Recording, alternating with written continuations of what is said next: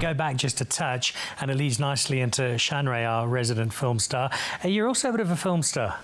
I tried.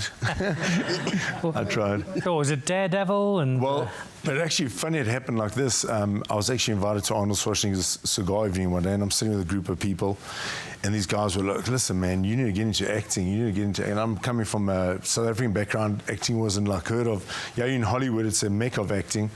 And they were telling me about this movie, and I got to fly to Canada. I'm like, whoa, I don't even know who these guys are. And anyway, so I kind of let that go, and I one day went by myself to a movie house, and I'm watching. I'm saying, "Why do I recognize these guys?" And I'm seeing the screen, and I see these familiar faces, and I see all these actors, and I'm like, "Wow, I know these guys, man. These guys were sitting with me." And it was actually Gladiator, the warriors in the Gladiator.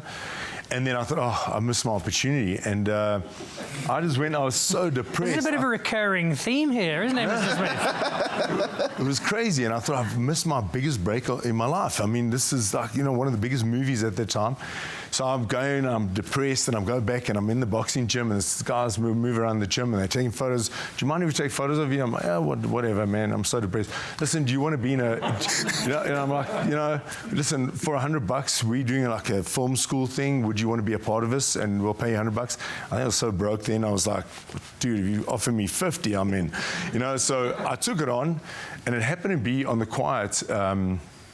These guys called me up, and they said, you're in. I was like, oh, wow, okay, what happens now?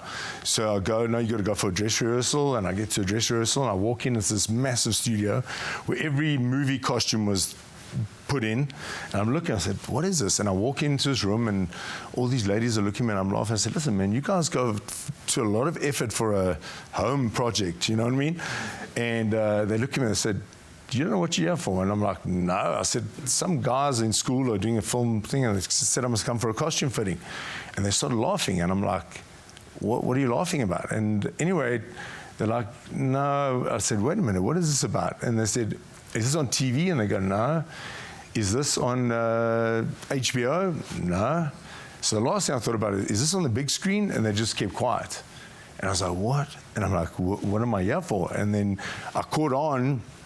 This was my break, and they spoke to me quietly saying, could you sign contracts? I signed these forms, and I'm like, what am I going to sign this up for? And then it happened to be Daredevil, and I never knew how big this movie was going to be.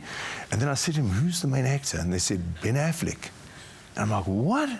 What are you talking about? And here I was for a $100 movie. I ended up making good money, and I made my first break. I got a Screen Actors Guild, and then I was in another movie, Red Belt, with Tim Allen. It was the first MMA movie ever done, and that was huge. You know, I met all these fighters, top-level fighters, and it was like very interesting.